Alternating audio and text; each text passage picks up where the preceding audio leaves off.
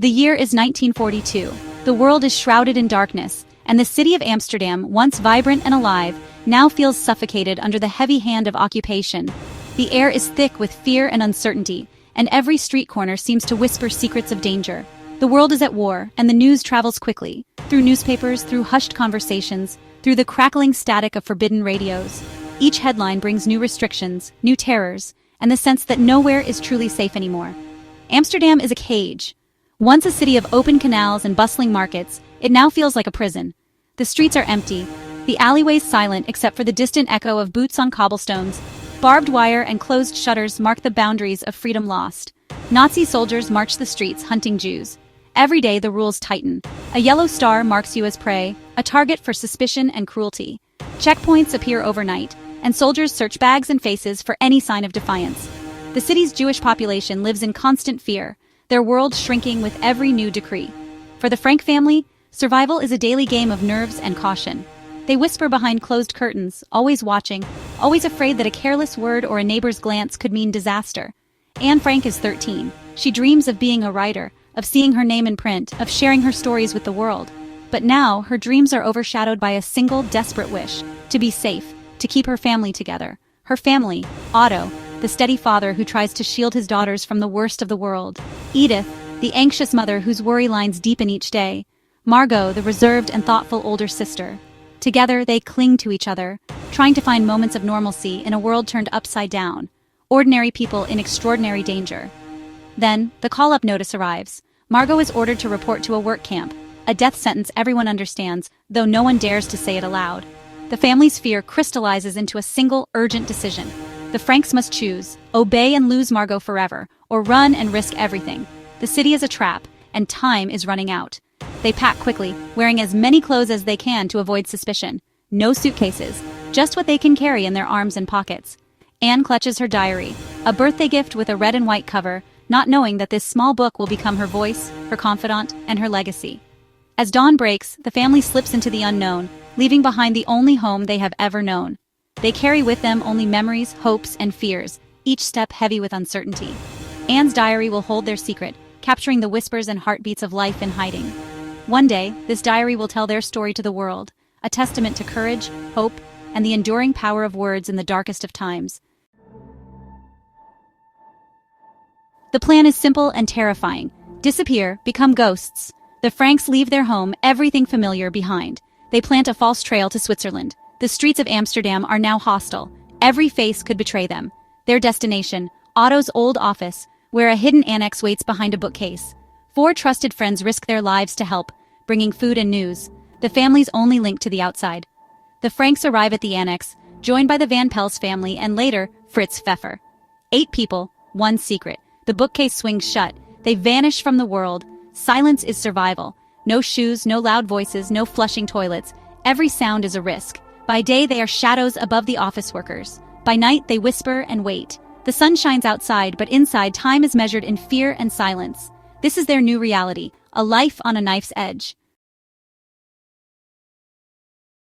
The secret annex is their entire universe now, a world shrunk to steep, creaking stairs, shadowy rooms, and windows shrouded in darkness. Every step echoes with caution, every door is a barrier between safety and the unknown. The outside world is just a memory, replaced by the hush and tension of this hidden place. The only glimpse of freedom is a patch of sky from the attic window. Anne calls it her little piece of blue heaven, a sliver of hope in a world otherwise closed off. She gazes at the clouds, the birds, the changing light, and dreams of a life beyond these walls. That small window becomes her escape, her connection to a world she can no longer touch.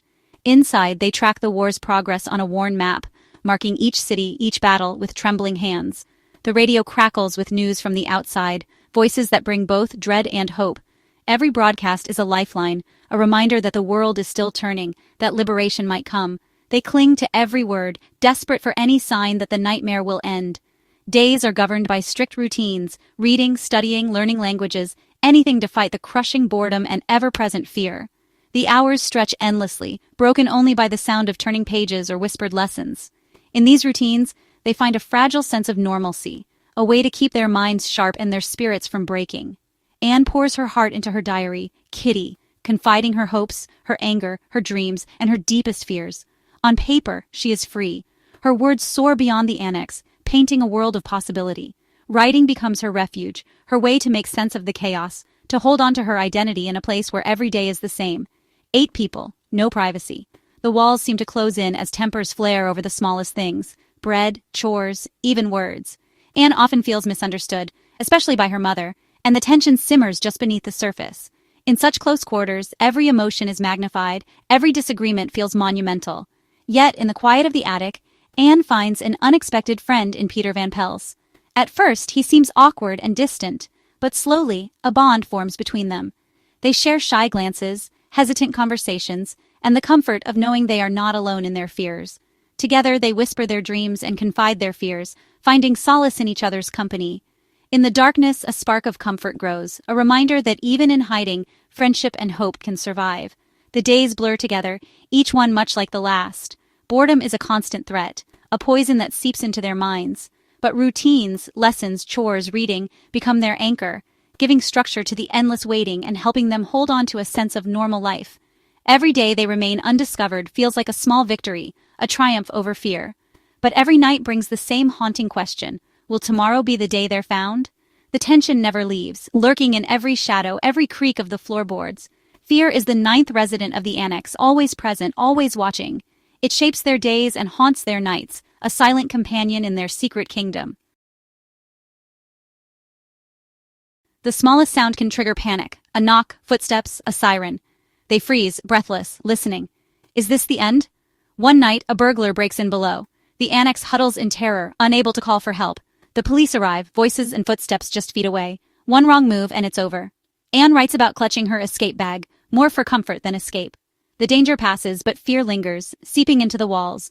Other close calls follow: a suspicious worker, a nosy neighbor. Betrayal is always possible. Helpers risk everything to bring food and news, but every visit is a gamble. The world outside hunts them. The walls feel thinner every day. They live on a thread stretched to breaking. Suspense is in every quiet second. Weeks slip into months, and months quietly stretch into years. 2 long, relentless years spent in hiding, where every day feels both endless and fleeting. Time loses its meaning, marked only by the slow turning of calendar pages and the steady, haunting tick of the clock in the dim attic. Food is always scarce. Each meal is a reminder of what's missing. Hunger gnaws at their bodies, and weakness becomes a constant companion. The family rations every crumb, sharing small portions, never knowing when the next delivery might come. Hunger is not just a physical ache, but a shadow that lingers in every corner of the attic. The lack of fresh air, sunlight, and freedom presses down on them, making the attic feel smaller with each passing day. The world outside is so close, yet impossibly out of reach. The air is heavy, and the longing for open spaces grows stronger with every sunrise. They dream of the simplest things: walking outside without fear, feeling the cool rain on their skin, riding a bicycle down a quiet street, or hearing the laughter of children at play. These ordinary moments have become distant fantasies, treasures of a life left behind. For Anne, the attic window is a portal to hope. She escapes to this small space, gazing at the chestnut tree outside, a living symbol of life, resilience, and the world that continues beyond the walls. The tree's changing leaves remind her that seasons still turn, and that hope can survive even in darkness. In her diary, Anne creates a world of her own, a place where she can be honest, rebellious, and free. The pages become her confidant, her escape, and her way to process the fear and uncertainty that fill her days. She writes about her family's struggles, her complicated feelings for Peter, and her dreams of becoming a writer. Through her words, she captures the small joys and deep sorrows of life in hiding, determined to hold on to her identity and her future. Her writing is her quiet rebellion, her act of hope. Each sentence is a declaration that her spirit cannot be broken, even when her world is confined to a few cramped rooms. Despite the ever-present fear, hope flickers in the darkness. The family gathers around the radio, listening for news from the outside world. They hear of Allied victories, the D-Day landings, and dare to dream of liberation. Each broadcast is a lifeline, a reminder that the world is still turning, and that freedom might one day return. Anne revises her diary, pouring her heart into every page, hoping that her words will survive the war.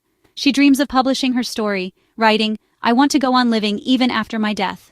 Her diary becomes her legacy, a testament to her hope and resilience. But hope is fragile. The war drags on, and the sound of bombs shakes the building, rattling their fragile sense of safety. Fear and despair creep in, threatening to extinguish the light that Anne fights so hard to keep alive. They are caught in a constant struggle, torn between hope for the future and terror of the present. Yet, even in the darkest moments, Anne's words and dreams reach for the sky, refusing to be silenced. Anne's diary is more than a record. It's the story of a girl growing up in darkness. She is smart, funny, flawed, and honest. She writes about her struggles, her longing for a friend. Kitty becomes that friend. Through writing, Anne transforms from child to young woman. She questions war, hate, and the meaning of life. She feels the suffering of millions. Even in darkness, she believes in the goodness of people. Her words give us a window into the annex. Frustration, boredom, joy, terror, first love. Her diary makes the experience real. We are there with her. The Nazis tried to erase her, but her diary survived. Anne insisted on being a person, not a victim. Her diary was her salvation and her gift to the world. It is a testament to the power of the human spirit to endure and hope, even in darkness. Summer, 1944. 2 years in hiding. The Allies land in France. Liberation feels close. The annex is tense with hope and fear. Food dwindles, helpers are strained, the city is full of spies.